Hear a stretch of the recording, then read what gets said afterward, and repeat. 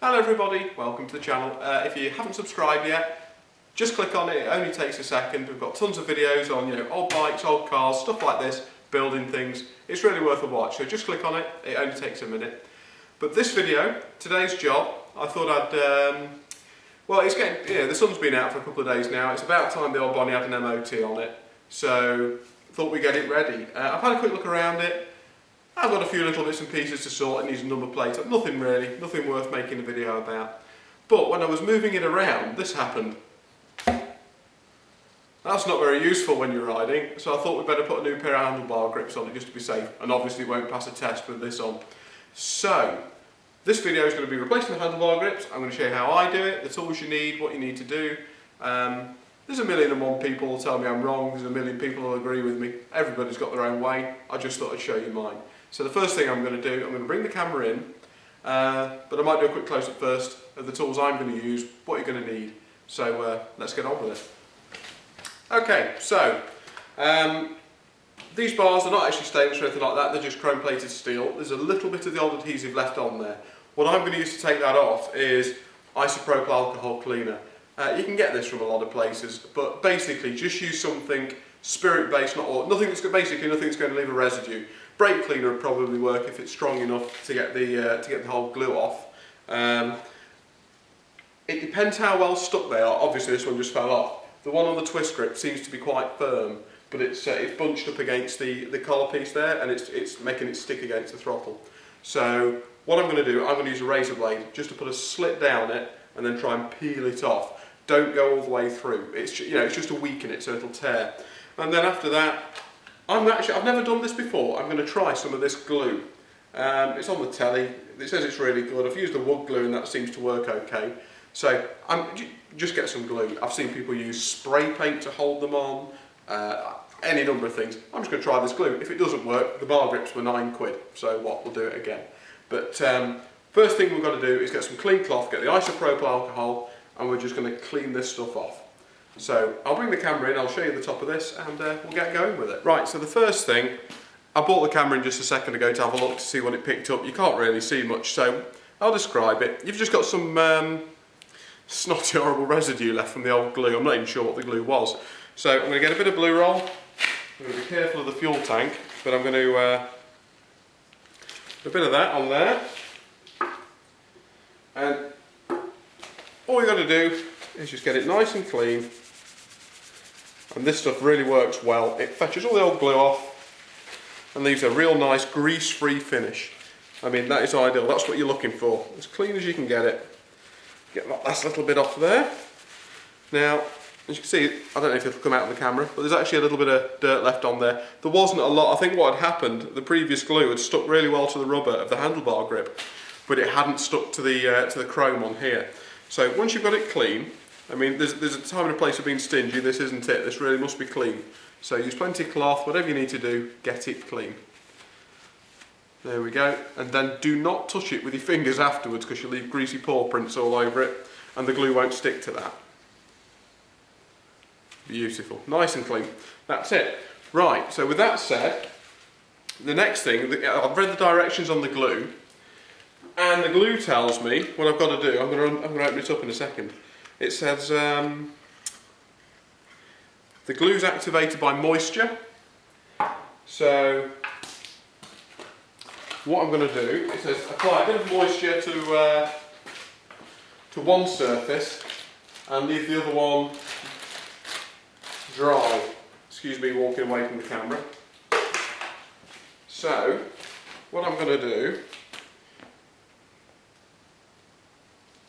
I'm going to put a little bit of water, not a whole lot, it says just a mist if you like, after I've said just don't touch it with your finger, but it's got water on so it should be okay.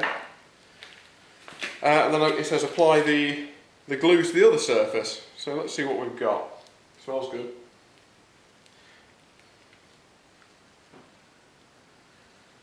It reckons this stuff multiplies by 2 to 3 times, so don't go ballistic with it. So put some in like that. Obviously when you slide it on, that's like the equivalent of putting your finger in there, so you've no need to do that. It's always worth as well, before you put your new grips on, just make sure they fit. You know, they should be a good tight fit. I've already done that, so that all looks good to me. Get some down there. So slide it on the end, it should be quite a tight fit. The water's actually going to help me get this on here, and you're going to twist it as you go. That's going to spread the sealant around, and already this grip is tighter than the old one. Come on, get on there. Good tight fit.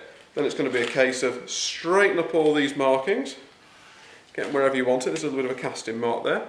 Get it all square, because once it's on, you can't change it afterwards. And that, I mean, that already is stronger than it was. It just fell off before, so yeah, that's fantastic. Setting time on the glue, I think it said was 24 hours, so it's completely cured. So we're going to leave that. Just make sure that's right, because you really do only get one go at this, otherwise you have to cut them off and do them again. Superb. Now you can get, for more modern bikes, especially motocross bikes, you get different patterns on grips, where different parts of the grip will touch different parts of your finger, so you have to position them, you know, accordingly. Not the case for these grips. These are, you know, old 1970s bike grips. They all look the same. They have this like rib pattern around them. So that one's done. All I've got to do now is leave that one till tomorrow, and it should be dry and set. But already, that's really got it. I'm happy with that. So the next step, I'm going to move the camera, and we're going to take off the one on this side. Once I've got it off and got it clean, the procedure should be exactly the same. So let's get this one off. Okay, now we're on the other side. This one's the twist grip. And as you can see, when I go to full throttle and leave it, it worries me a little bit. It's just not quite releasing. So that's the sort of thing, when you come into a corner and want to just let the throttle roll through your fingers, it's going to be tempted to hold. So I've got two grips, I may as well fit them. It's no hassle. So what I'm going to do to get it off is one of these things, a little razor blade. Buy these things anywhere, like that. Standing knife blade to do it, whatever you've got. And what I'm going to do, I'm going to put a slit down it, and I'm going to try and either work a screwdriver up underneath it or try and tear it. Just something, I don't want to go all the way through the blade if I can help it. So the first thing I'm going to do is cut down the back of it. The reason I'm using a razor blade in particular is because they're so unbelievably sharp. If I just do that look, oh yeah, perfect. As it goes, I haven't even got to go all the way through. I just sort of put a line in it, and the tear is just following the blade. So that's fantastic. And as we go along here, yeah, it's peculiar. This one's actually stuck, the other one didn't, so here we go. One thing I forgot to mention, when you were using the isopropyl alcohol to clean the surfaces, you probably saw me throw the rag on the floor. Now, I didn't do that to be careless, I actually did that for a reason. If you put a lot of those all together inside a dustbin or a confined space, they actually gather heat and they can ignite themselves, especially when they're wet. So let everything evaporate off of them so they don't smell of the stuff anymore before you put them in the bin, otherwise you can have a fire on your hands. And you don't want that. Look at that, that's done beautifully. Come on, last bit, last bit. Don't mess me around. Beautiful. And that's the kind of throttle response I'm looking for with the grip on. So, same again, I just put a strip down it, open it up, a bit like a banana, and that's proven to me now my throttle system's okay all the way down to the carbs. The carbs are moving freely, so the problem all along was this grip. You don't want your throttle sticking.